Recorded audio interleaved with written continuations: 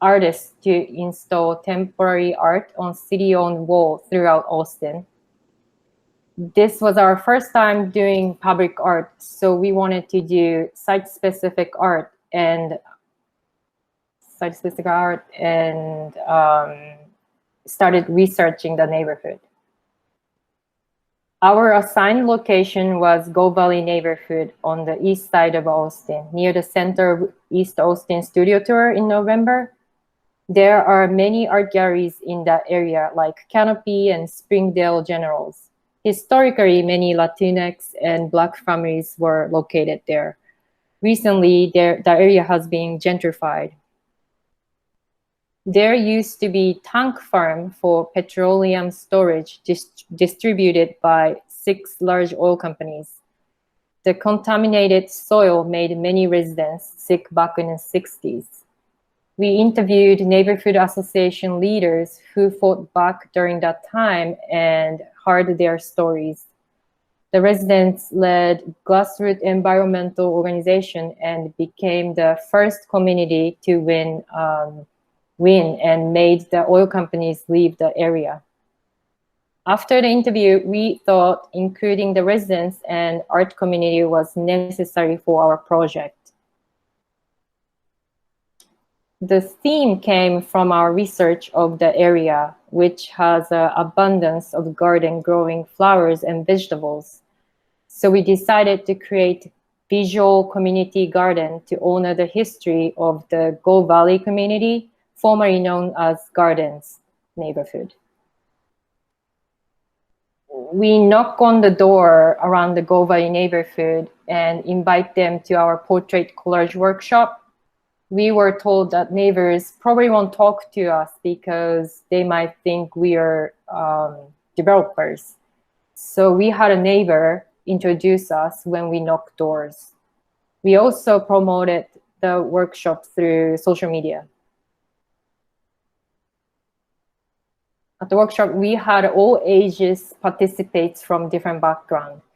During the workshop, we gave a presentation of our inspirational collage artist. After that, we photographed each participant in the studio with local flowers and vegetables as props. Here are examples of the portraits. We printed out the image on the spot, and participants created their own portrait collages. Here are some examples of collage materials. We photographed and printed out nature elements before the workshop.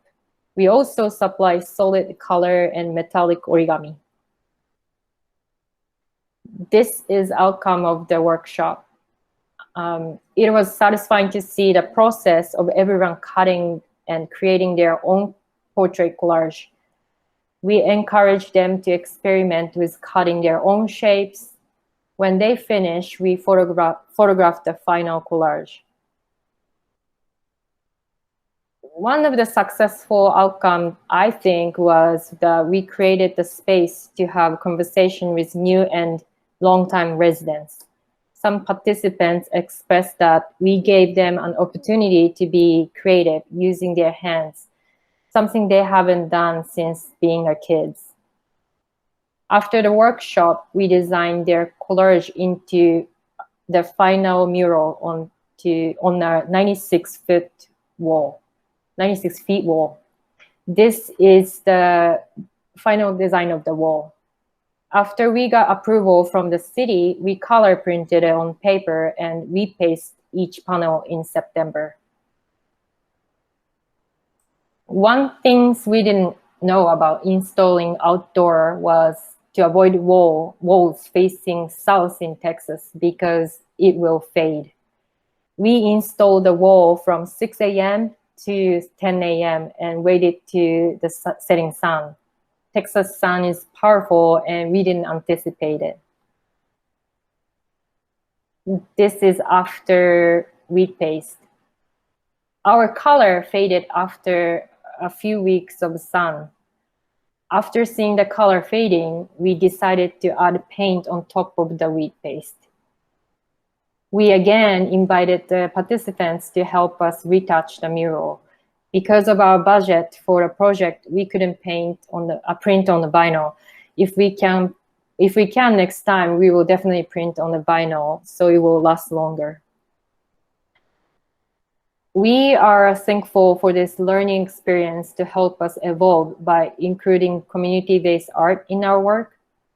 When we were outside and installing the wall, many people stopped by giving us positive feedback. Bringing our work to community is a different experience from being in the gallery. Representation in public art is often ignored, and we need to make sure continue to reach out and work with the community. What I got from this experience was listening and learning about their stories and perspectives. If you are interested in seeing more of our work, please visit our website, essentialscreative.com. Thank you so much for listening.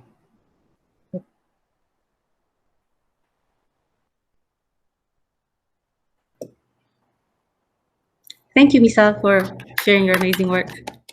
Hi, everyone. My name is Jenny. I'll be your host for the Q&A session today. Sorry that I was late. There was a sudden electric outage in my house, so I had to drive to my friend's house to borrow some Wi-Fi. And thanks for covering for me, Tony. So we'll be accepting any questions you may have for the speaker today via the chat message.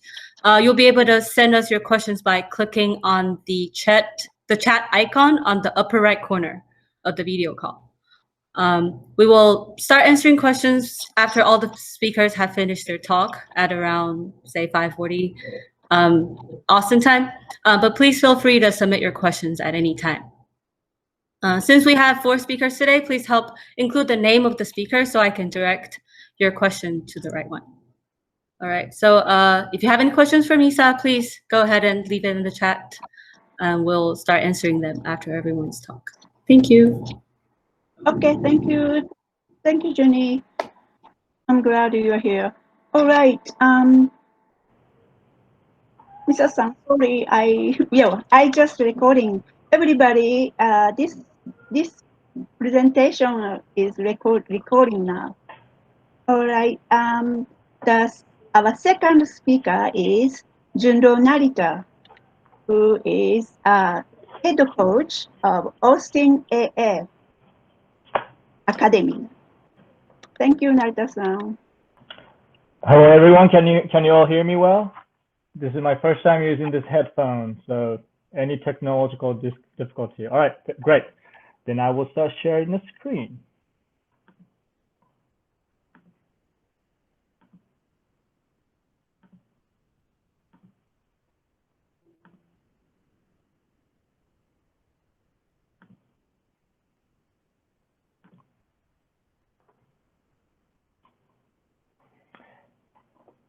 Hi, my name is Junro Narita.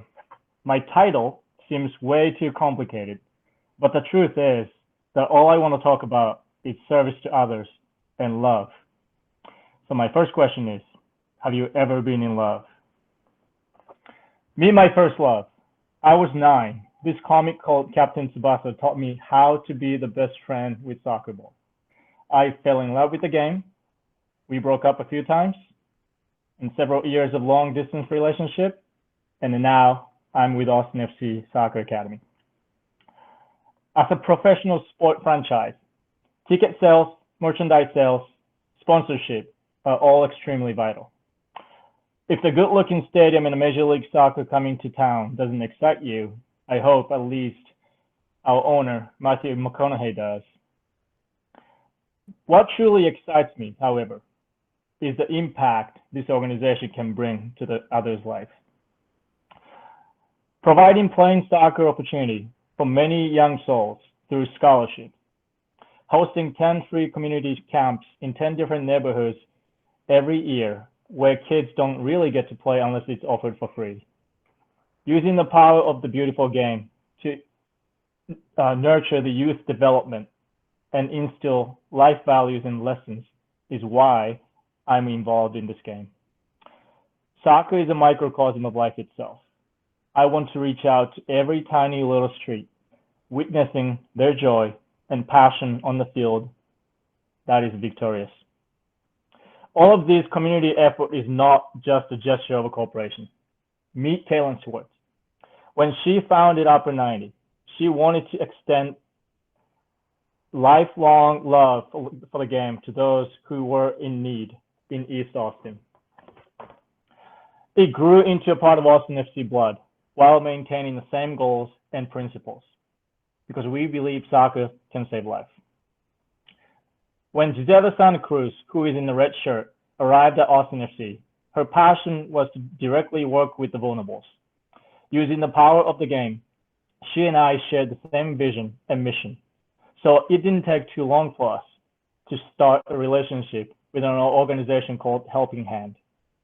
We hosted the orphans and just played the game, just rolled the ball and chased it.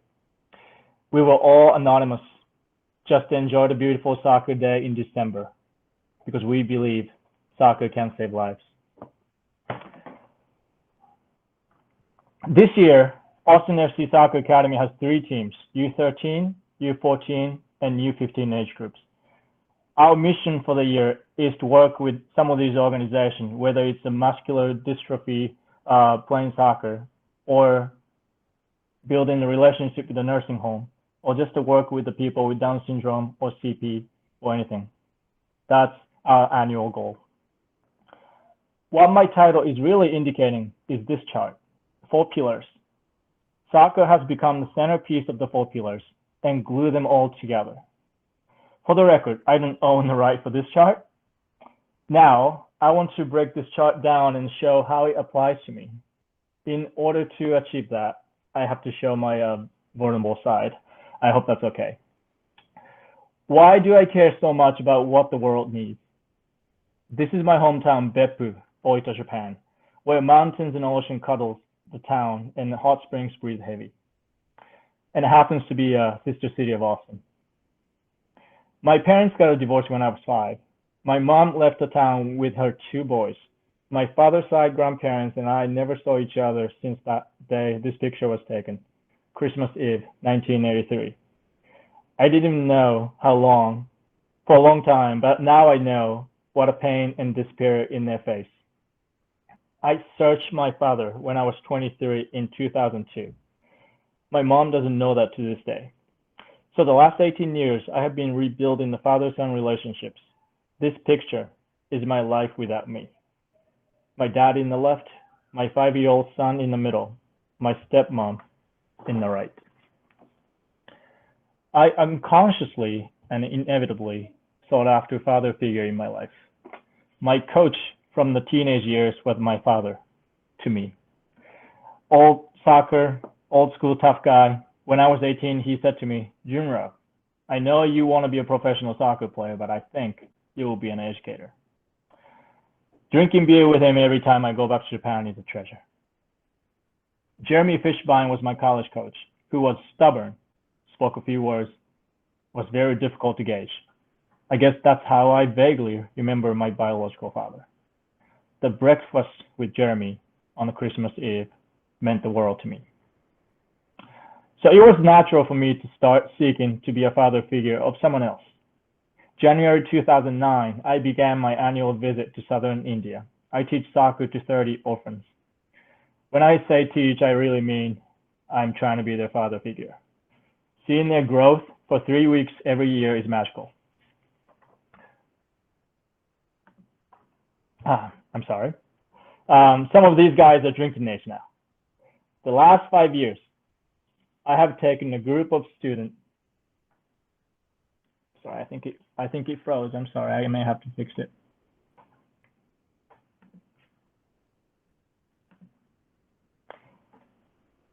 I hope this works. The last 5 years, I have taken a group of high school students with me. This big brother, big sister relationship has taken this imaginary family to a deeper, more meaningful, continuous level. I'm not trying to say this is what the world needs, but this is what my eyes and hands can reach and impact. I don't pretend to be their father, but I treat them as if they're my own. When tsunami hit Japan in 2011, I ran 41 miles to raise money to help rebuild the youth soccer environment in the region. This is when I learned that money can help other lives if used appropriately. I cannot forget the smiles on the locals' face, and we were surrounded by the broken pieces. Soccer can save lives.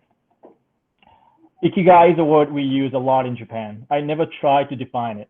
I simply used the word. Then I found this chart that defined the word for me.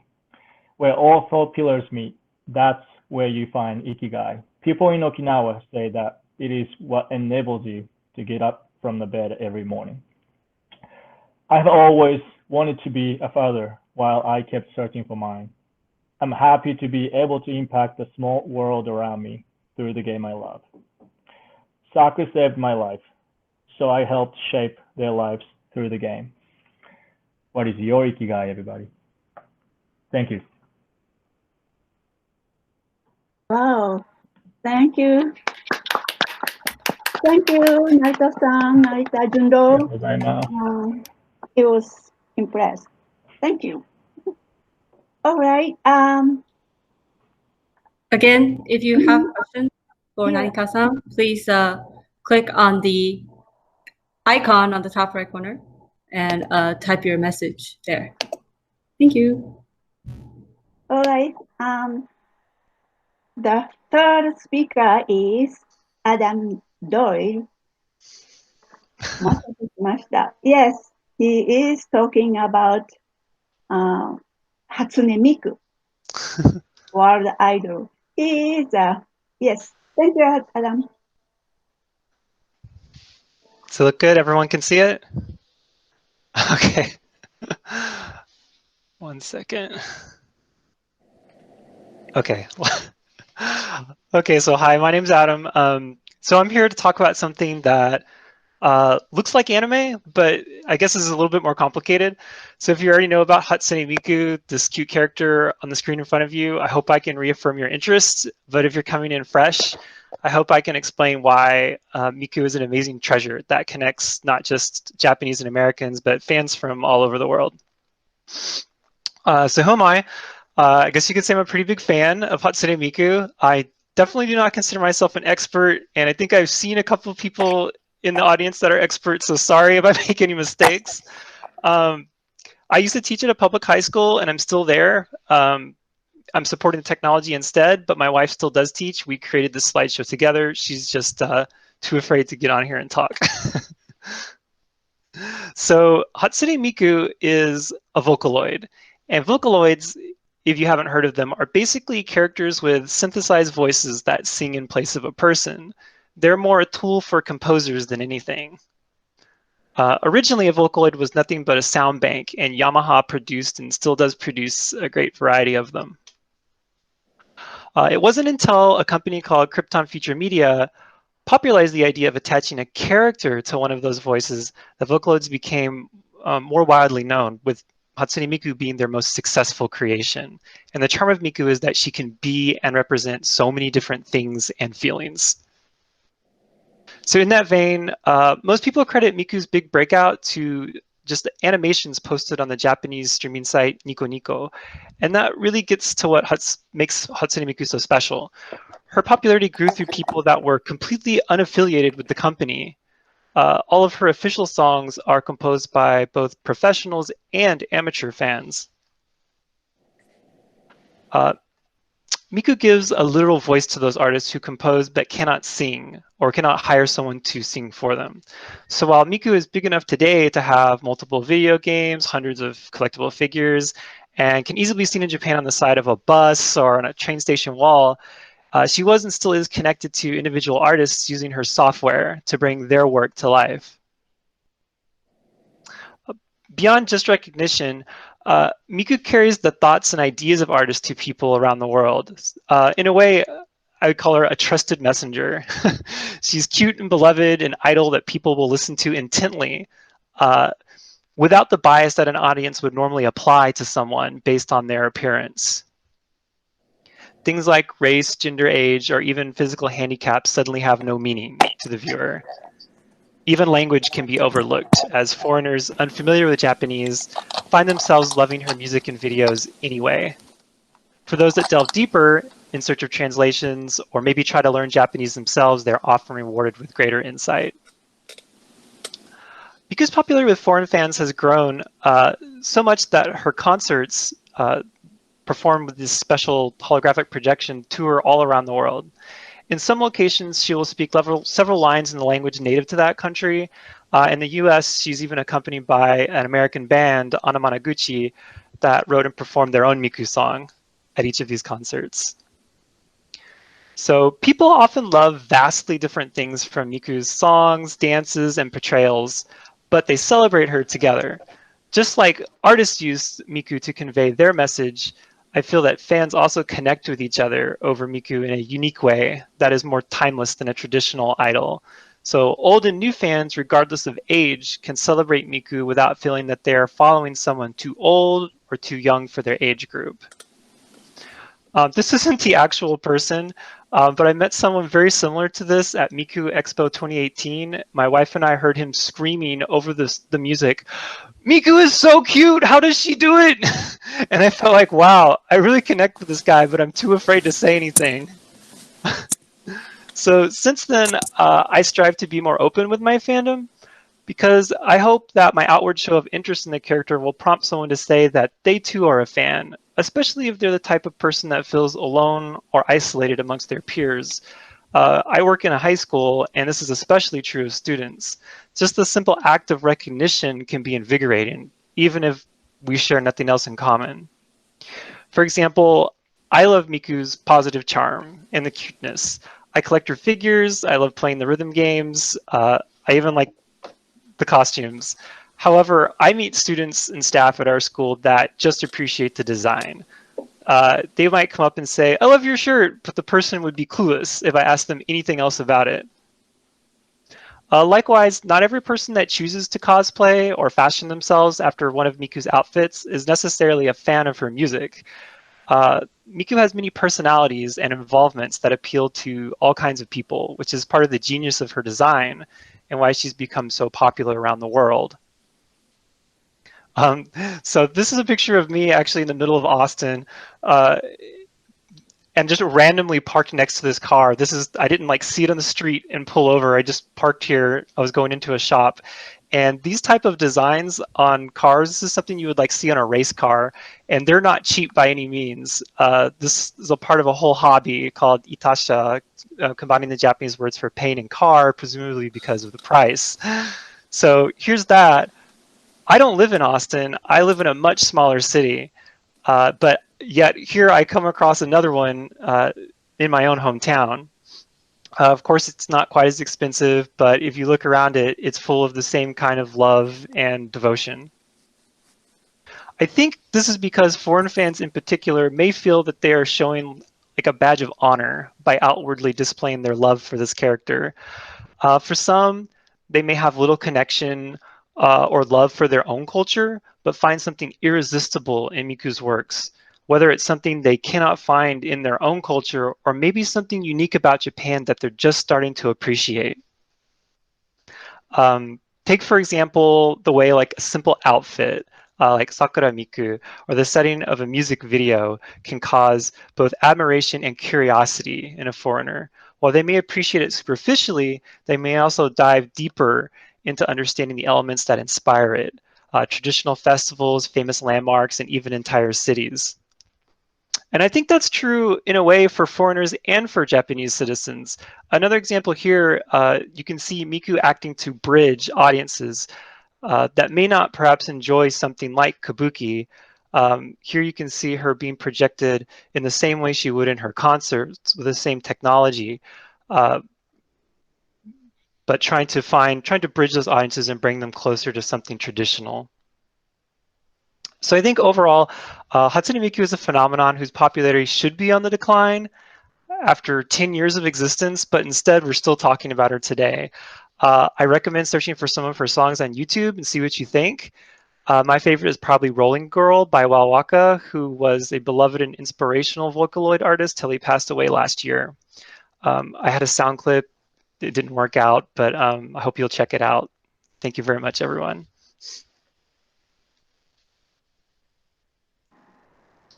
Thank you, Adam. Just quick question. Can I ask quick questions? Is it the car? Is your car called Tasha or something else? Oh, the hobby is called itasha. Itasha? Mm.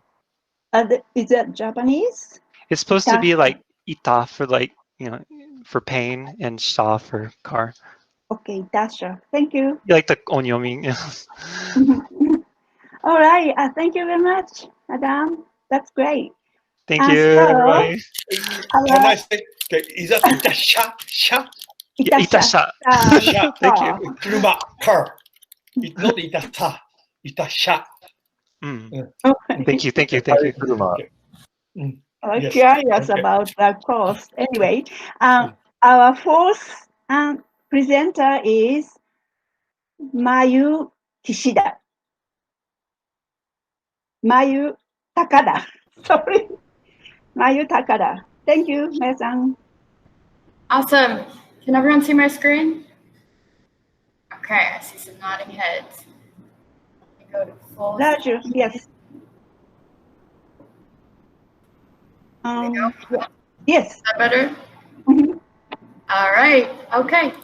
Hi, everyone. I'm Mayu Takeda. I am an associate urban planner at Asakura Robinson, and we're a planning and design firm based in Austin, Houston, Minneapolis, and New Orleans.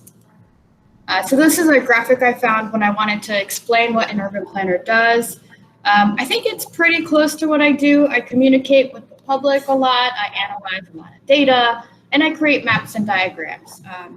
So it's it shows you what we do in terms of kind of thinking about how the community can look and be shaped through the different elements. This is a picture that I think typifies what people think of when if they do know what urban planning is. So this is Robert Moses, and he was famous for planning New York City, really laid out the groundwork for the city. But he was also seen as a top-down planner that didn't do a lot of community engagement. That has changed over the years in terms of the work that we do. So I actually have 5 goals when I work with a community to plan their community. So 1 is to get people excited about a project. 2 is to gauge where people are at about an issue like affordable housing, provide materials and resources for people to learn about something and figure out how they can plug in, collect community designs and plans, and identify leaders who can continue to engage the process. So contrary to what people might think we do, our day-to-day looks a lot like this. So we talk a lot with the community. It's really about relationship building and getting people to a level of trust where they can tell you what they actually want to see in their communities. This shows 2 models of engagement for urban planning and design. On the left, you can see someone who is really more interested in their own ideas and less so about what the community wants. And so as a result, you can see on the bottom, they have a beautiful design, but it's not utilized. And on the right, you see a more collaborative process where the urban planner or the designer plays a more facilitative role in talking with the community about what they want to see, creating a greater sense of ownership and greater utilization once the playground is created. So we do a lot of projects, or we have a lot of projects in Austin. And here's an example of engagement with a project with the city of Austin called Solely, where we worked with business owners in different parts of town and talked with them about potentially creating a business organization that can really strengthen different corridors in town. So in this case, we really wanted to have a walking tour with the business owners and talk with them about what they wanted to see. There's also different forms of public engagement. This was in the GOVALLE neighborhood in Little Walnut Creek. So on the top left, you see a bouncy house or bouncy castle for children. We really want to make as many of the events as possible family friendly. We also have on the bottom right a table discussion for people to kind of talk about how they envisioned a community pool. The drawings you see are from the Little Walnut Creek Greenbelt Master Plan in Austin, kind of asking community members how they envision the Greenbelt. I think my favorite engagement strategies are ones that harness the creativity of community members. So this is an example where we ask community members to think about green infrastructure and how do we live with water. This was actually New Orleans, so you can see some of the uniquely New Orleans elements that are seen, but also kind of the green infrastructure elements as well. And I've been thinking about how to improve community engagement and been looking at museums as a great model for this. They have really complex ideas and interesting ideas that are presented, but then also engage people about what they want to have a two-way street in terms of information. So I wanted to examine how they've been doing it. This is an example from the Cooper Hewitt Museum in New York City that asks people to identify values that they care about. So in this case, this person identified connectivity, history, and equity as their chosen values, and then asked them to answer or solve a really tricky question that's facing their community. So how might we encourage more people to read in this case? And they chose some design tactics and came up with a solution. I thought this was a really interesting way to engage the community. And this is the project that I was talking about in New Orleans, where we're designing 2 parks and with the question of how can the community become more resilient to flooding? And so we had community members come up with really specific design ideas around how they could have a community park that had elements that made it more resilient. So you can see kind of people really like the open space, but they wanted seating, they wanted to have water capturing elements on the edges. And that led to the designs that we created, but it's an iterative process. So we kept presenting and going back to the community and making sure that we were on the right track and got feedback from folks who lived around the community parks. This is another example. This is an activity we actually had planned but put on hold because of the pandemic. We asked people where they stood on affordable housing and denser housing, and then we wanted to customize their experience throughout the engagement process. And then at the end, ask them where they stood on these issues and have them place their name tags on the matrix, or at least that was the plan. So speaking of the pandemic, and this is actually a really great example of engagement from Brush Square, a project we had in downtown Austin where we asked people to show us their vision for the square. And you can see some of the elements reflected in the final rendering that our firm did. And with the pandemic, the direction that we're headed in is how do we continue to engage community members in this age of digital engagement. So this is an example in Pasadena, Texas, where we had a local community DJ engaging the community, and he also served as MC. And then we used Facebook Live to broadcast this and also had people commenting in so we could collect more input. So this is something that we're really trying to explore moving forward. But really what we want to see is people having fun, people feeling like they have ownership over a project. So this is kind of the overall theme is like have fun, but tell us kind of how you envision your community, because it's really the people who are most affected are the people who are going to have to experience those spaces. So community engagement is a huge part of what I do. Thank you. All right. Thank you, Mayu. Yes, you noticed that she is presenting from New Orleans, right? Yes, yeah, I'm based in the New Orleans office. How's the weather? Is it heavy rain now? How's the weather? Right now, it's actually sunny for once. It's been raining a lot, though. So different. Must have gone to Texas and cut my electricity. Yeah, or it might be headed this way. Okay, Jenny, just Yep. when you have, yes, tell them that questions. Yeah. Okay. Yeah. Okay. Let's give another big thanks to all of our amazing speakers today for sharing their stories. I really enjoyed it. Yeah, big thanks. And so here we're going to start with the Q&A session. And I don't see a lot of questions in the chat room yet. So please don't be shy. I'm sure 7 minutes was too short and they have a lot more other stories that they want to share. So please type in your questions on the chat.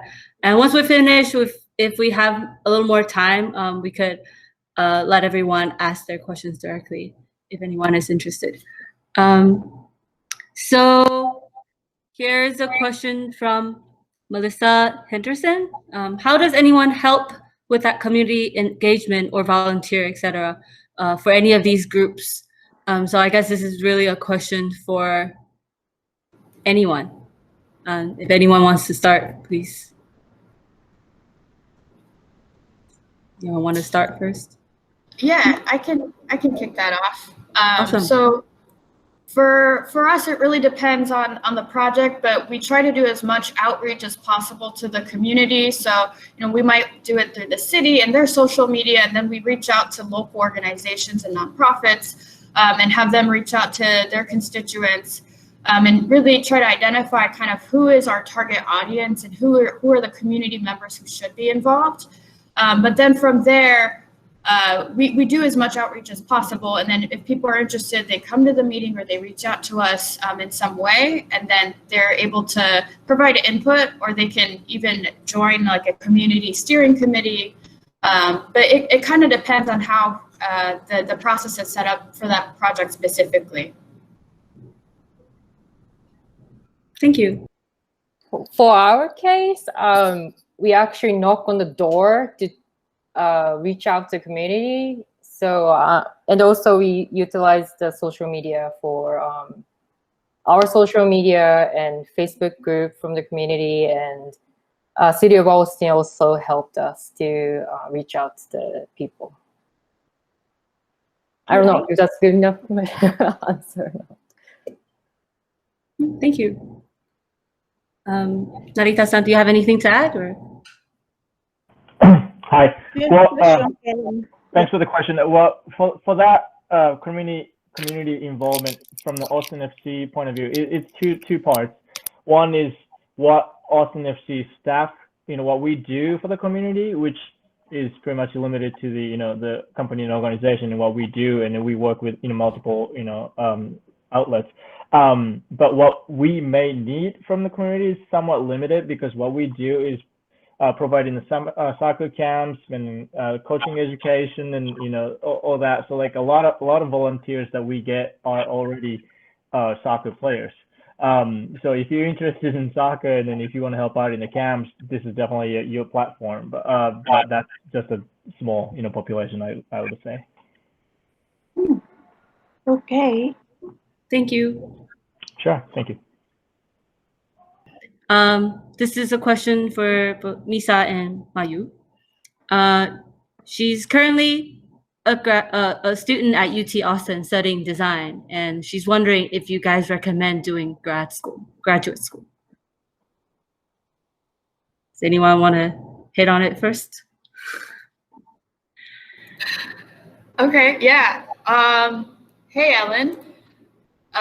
Feel free to email me after this and we can chat too, but kind of depends on what you want to do.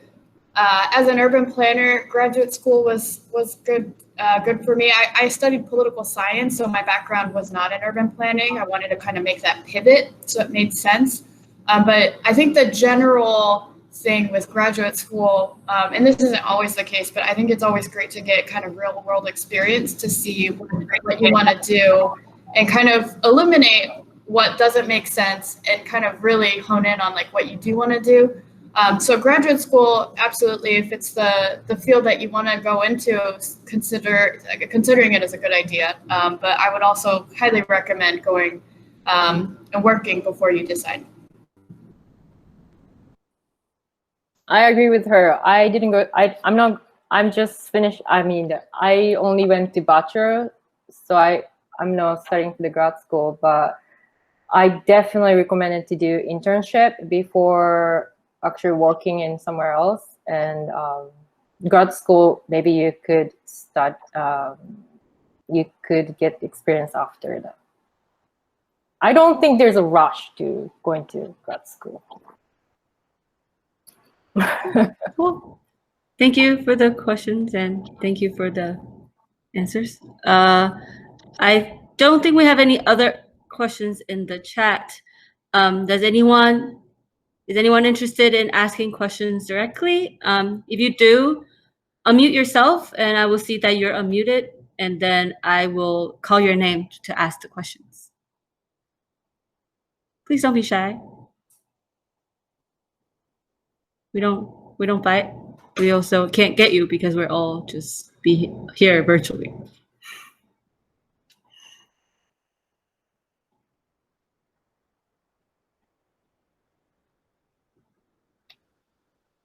To Adam. Hi. Adam, you see, this Kumi is quite vocal, but how important the figures, the pictures to relation? Because the voice itself very attractive, you know, the music. I think the picture is very important. I don't think it was really popular until they attached the voice to the picture. I think that's what made the big difference. Like you can put it on a box and sell it. That's great. But when it becomes the official voice of this character and you see them in a video, I think that's what really made it explode. It's quite a new kind of the combination of the pictures and the voice. Yeah, when I didn't find out about Vocaloids until it sounds like a long time ago, but 10 years ago, a student in our club was telling me about them, and I was like, "Oh, okay." And I didn't understand. And a few years later, I tried one of the games, and then I said, "Oh, this is a Vocaloid." Now I understand, and yeah. Thank you. Thank you.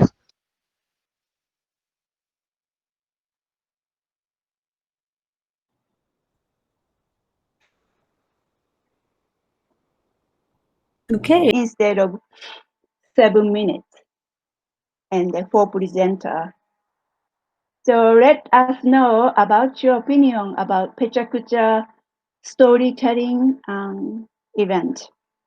Okay. Okay. Thank you very much. And then please clap your hands for presenters. Misa Yamamoto, Junro Narita, Adam Doyle, and then Mayu Takeda. Thank you very much. Thank you very much for fabulous presentation for us. Thank you very much. We have 29 participants initial. So thank you so much, and then enjoy Friday evening.